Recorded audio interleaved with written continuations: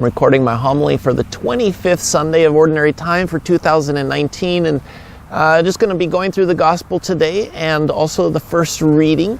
And so if the Gospel today is about this steward, this dishonest steward, whom the master initially commends for his savvy, for his craftiness, and then the story begins to change, where Jesus goes into a few other things, and some can sound a bit odd or a bit strange, and sometimes we have a hard time understanding this gospel. Some of it's very clear, some of it seems to be a little confusing. So I'm going to be going into it. Now, there's one word in here that I guess I just assumed people knew what it meant, but after my homily, after one of the masses, somebody come up to me and asked me, what does that word mean?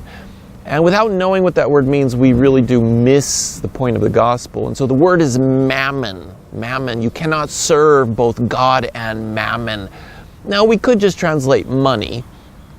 As for the word mammon, mammon's just money. It's wealth. You cannot serve both God and wealth. But in the scriptures, oftentimes the insinuation behind the wealth, behind the money, in this particular instance, is greed. Okay, so you cannot serve both God and greed, right? The greed is contrary to our faith. It destroys, it corrupts, right? In the first reading, it speaks of corruption. It speaks of the corruption where the people on the Sabbath couldn't do any business, right? Way back when. And so they were all just waiting for the Sabbath to be over so they could get back to, as the writer says, their corrupt habits of trying to cheat each other out of money, and et cetera, et cetera. And so it felt like they had lost the point of the Sabbath and of God working in their life. Okay? All right, so greed. Now, do you know the 7 deadly sins? Now, I got to be honest, I didn't go through them in my homily, so I haven't come up with them. So let's see if we can pull out the 7 deadly sins, okay? So you have pride, right? You have gluttony. You have greed. You have lust, wrath, sloth,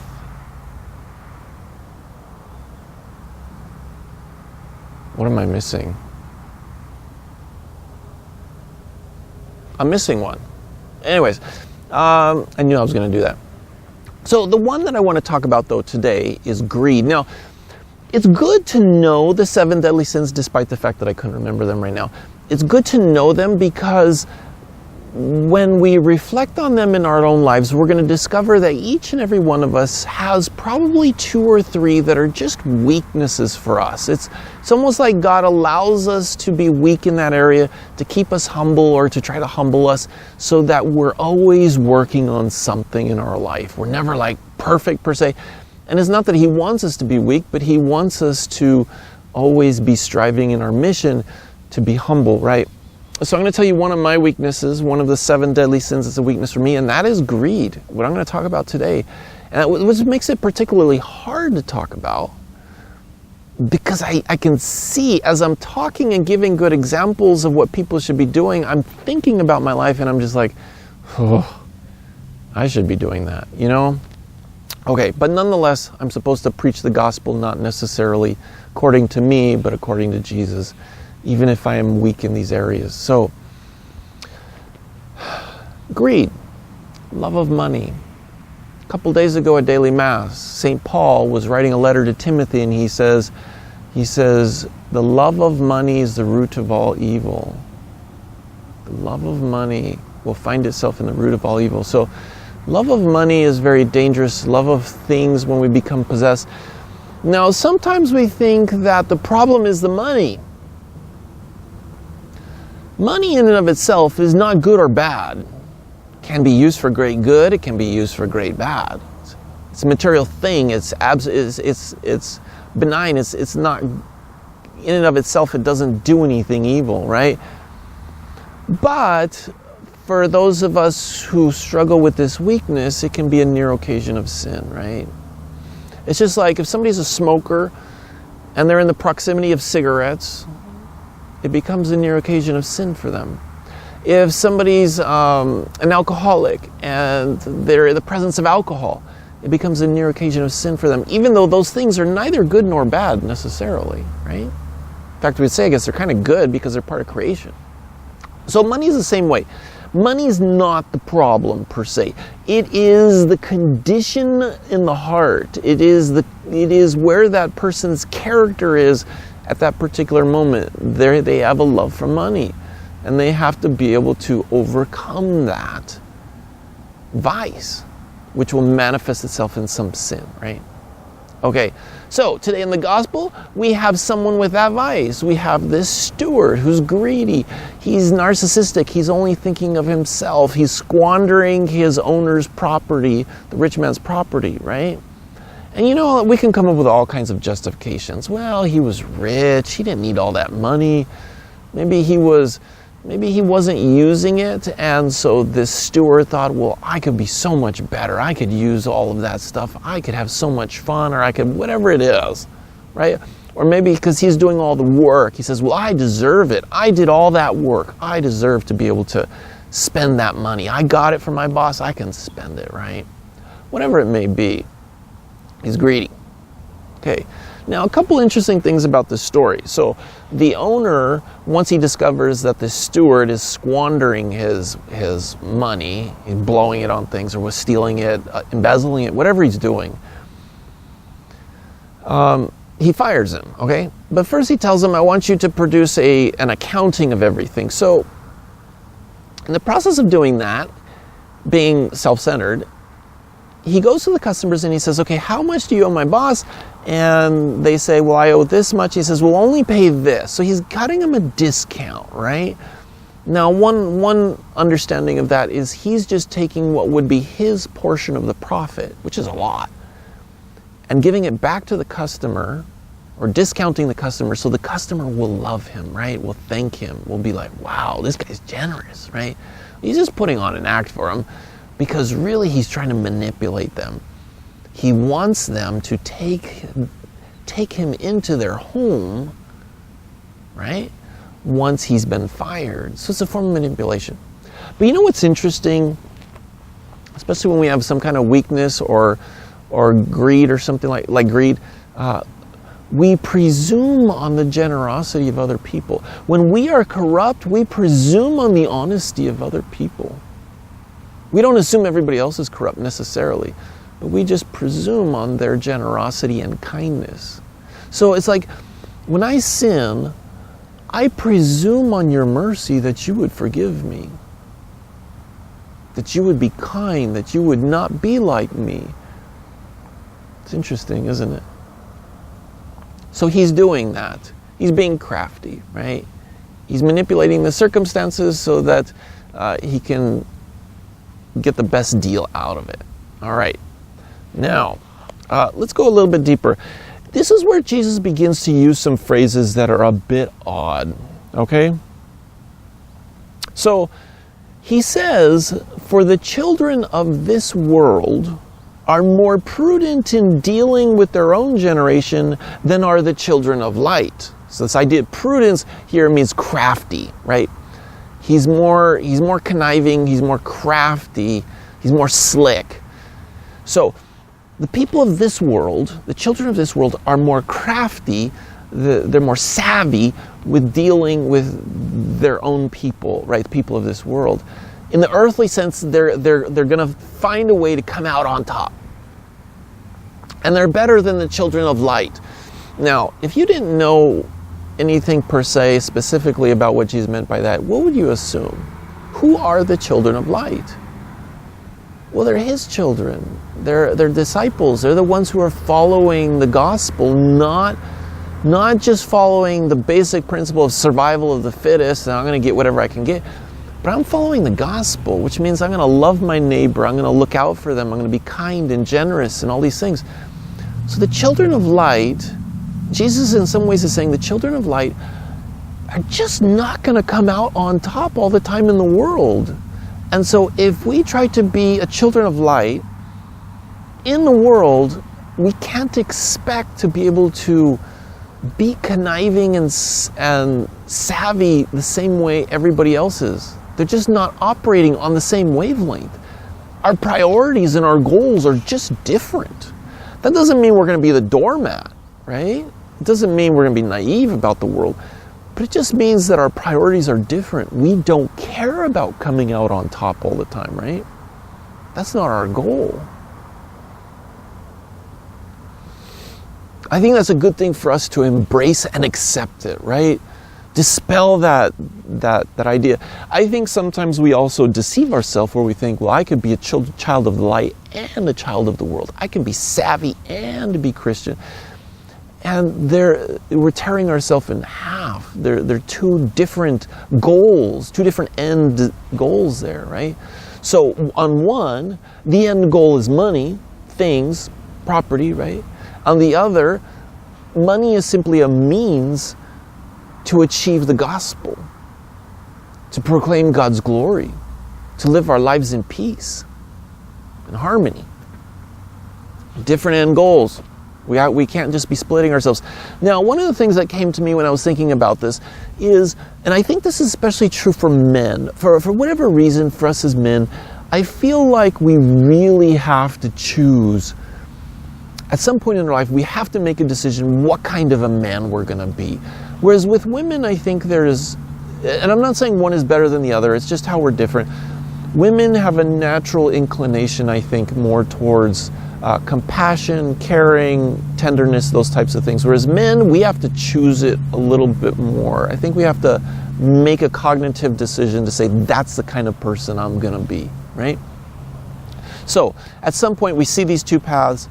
As men, we typically the ones kind of out in the world, working out in the world, and we have to choose that being out in the world, we're not going to just become some conniving, greedy little, I won't say, right? So in our confirmation classes, I'm preparing to get our confirmation class off the ground and working with a few other people and talking to them. One of the things that's come to me is I think we have to work really hard, especially for the boys,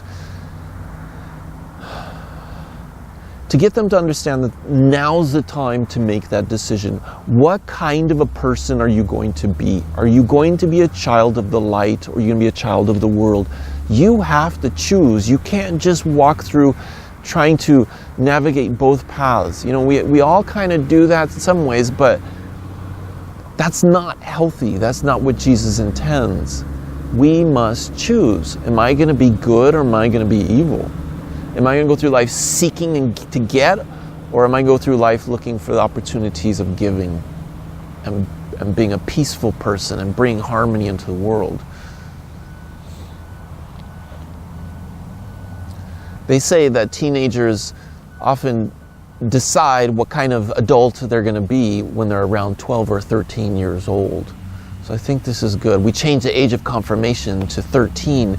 So I think this is perfect for this. We really need to hit that, though. It's like, what kind of person are we going to be? So the challenge is, not my challenge, is Jesus' challenge. He says, you cannot serve both God and mammon.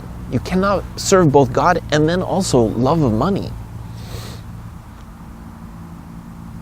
You have to choose. There's a phrase that's used in the gospel, just for your own sake. He talks about dishonest wealth. He says, are you going to be he talks about dishonest wealth. Here, dishonest wealth for Jesus is worldly wealth, okay? So just forget the word dishonest. It's just worldly stuff. It's worldly, earthly stuff, okay? And then honest wealth, what he's talking about, or true wealth, is heavenly.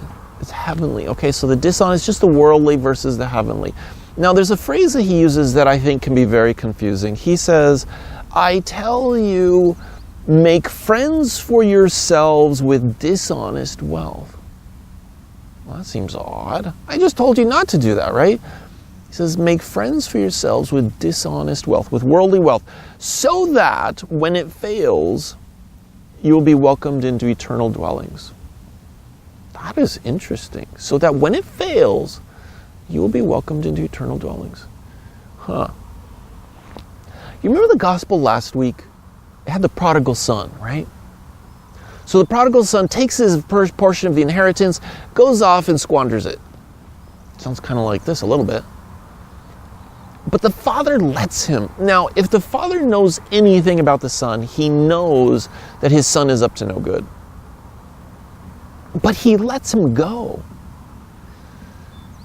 As a parent, have you ever thought, it's like, I need to let my kid make this mistake. There's nothing I can say that will teach them as much as if they just make the mistake for themselves. So that when they know it, when they see it fail, then they will remember that forever, right? I remember I was, 10 or 11 years old. Me and my friends, we found a pack of cigarettes. And this was really like the first time I tried smoking. So we tried smoking a cigarette. And I didn't know how to do it. And I'm swallowing smoke and it's going down my lungs and my stomach or wherever it was going. And I'm coughing and gagging and it's horrible. I never ever wanted to smoke after that. Never felt temptation. The lesson was powerful. Now it's like I had to have that failure in order to teach me a lesson. So I wonder if the father of the prodigal son was doing that. He's like, so that when it fails, and it failed for him, right? And so maybe the father knew him really well. He knew he would fail. He knew that he was not going to succeed in whatever he's doing. He was just going to. So he had to let him go to fail. And so that when it failed, he could be welcomed back. Sounds like that story, doesn't it? Interesting. I think we need to be very prudent about how we apply this, right? So like, if your kids are playing in the street, we say, well, when he gets hit by a car, he'll learn his lesson. No, we can't do that, right? But it's interesting how Jesus, maybe this explains why our Heavenly Father allows us so much freedom to make so many mistakes.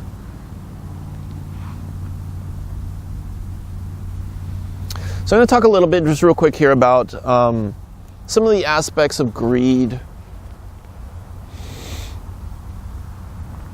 One, the fruit of greed is corruption. And do we compromise? Do we participate in that? In the United States, even though with all the problems we have and the things right now in the press about corruption, people are talking about corruption and who's using the government for their own gain and all this stuff. Our government and our country and our businesses, by and large, our laws, by and large, really do protect us from a lot of corruption. You go to almost any other country in the world, and the corruption is just in your face. It's just there. You get pulled over by a police officer. It's just assumed that he wants $10 or $20, right? He wants. In Spanish, they have this word, and I can never remember it, but they call it the bite. The police officer just wants a bite. He wants to take a bite out of your wallet. He wants $10, $20. He just wants a little bribe, right? When we were in Honduras, and I know I've shared this story with you, and we're driving along, and one of the locals was our driver. Well, we had really nice vehicles because they were rentals. So the police pulls him over, and he wants a bite. He wants a bribe, right? Well, the guy refused to give him any money. And it was making all of us a little nervous, and he said, well, maybe we should just pay him. Because, we actually brought money just for bribes. And he said, maybe we should just pay him. And the guy says, no, I will not. So he waited for a couple of hours until the police officer finally let him go. But afterwards, we're talking about it, and he said, if you participate in the corruption, then you are responsible for the corruption of our country. You are responsible for the continuation of the corruption that's happening. He says, we cannot participate in that. I thought, what a powerful lesson. He was being courageous. He was doing it out of love for his country, right? He wasn't trying to be mean to the police officer, but he was saying, like, no, I will not be part of this corruption. Powerful. I mean, that's like Jesus on the cross, right? Saying, no, I'm gonna bring salvation into the world. Even if there's all these sins, I'm gonna still bring mercy and forgiveness. It was the answer to corruption. Even it means suffering. So I think that's a powerful lesson. It's good for us to keep in mind. Now there's little ways in our own lives where we can corrupt. Many times when I've sold a vehicle, and you're transferring the title, at some point you have that bill of sale, right? And almost every time, not every time, but almost every time I was selling a vehicle, the person would ask me to lie about the price so that they would only pay less tax on it, right? So if I sold it for $1,000, but I put $500, they're paying half the amount of tax. And I always refuse to do that.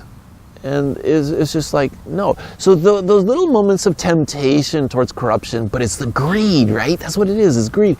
Cheating on our taxes, right? You're doing your taxes and you're like, well, maybe I could just, put the cheating on our taxes.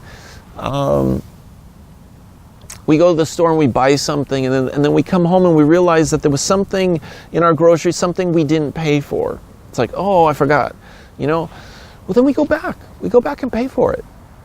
We just tell them, hey, look, I took this, it was an honest mistake. I didn't pay for it, and I just want to pay for it now, right? But to resist the temptations, and so to be mindful of that greed, the desire that pops in, is like, oh, I can get this for less, or something like that, if it's dishonest. On the internet, there's all kinds of ways to dishonestly acquire movies and songs and all kinds of things. Don't do it. Don't do it, right? Are we children of the light? Are we children of the world? Corruption. Okay, now, I want to keep a balance here, though. I said money in and of itself is not necessarily evil. So, money can be a great good. And we have lots of it in the United States. We have lots of it. We have lots of it in the Seattle area. We have tons and tons of money here in this area, okay? Now, you might be thinking, well, I don't have it. Well, we live in the midst of it. And so a couple things to keep in mind. What is the opposite of greed? Generosity, right? Trust, love of neighbor, gratitude for what we have, right? So somebody who's greedy is not grateful for what they have. They want more and more and more. So gratitude, I would say the two, gratitude and generosity.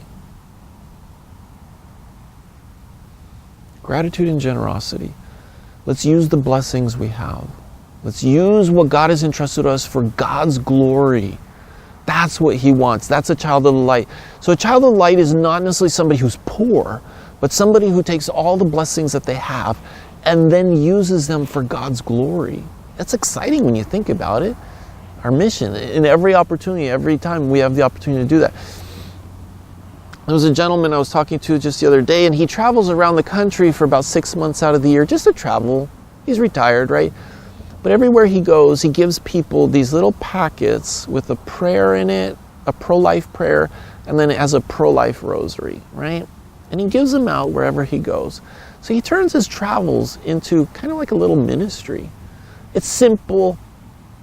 It's not necessarily in your face or anything like that, but I thought that was really neat. So he's using his time to be able to promote something that's good, a pro-life message, right? I thought that was good. The blessings that we have. Now, what is the greatest blessing, though, that we have when we really think about it? So this is at the heart of generosity and gratitude. The greatest blessing we have is ourselves.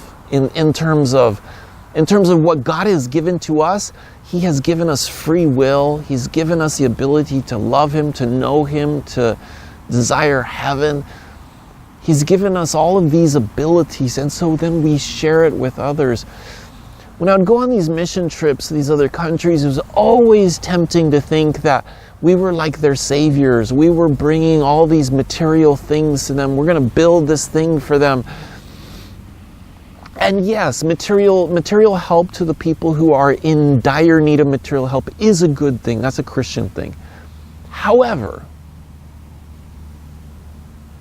we weren't thinking we were their savior. We were thinking this stuff is going to save them. It's our materialistic understanding of things that we're going to go in and give these people all this stuff. Really what we were doing, we weren't evangelizing them. We weren't giving them the gospel. We were giving them materialism. We were evangelizing them to think that this material stuff, if you guys just become like us, you'll be happy.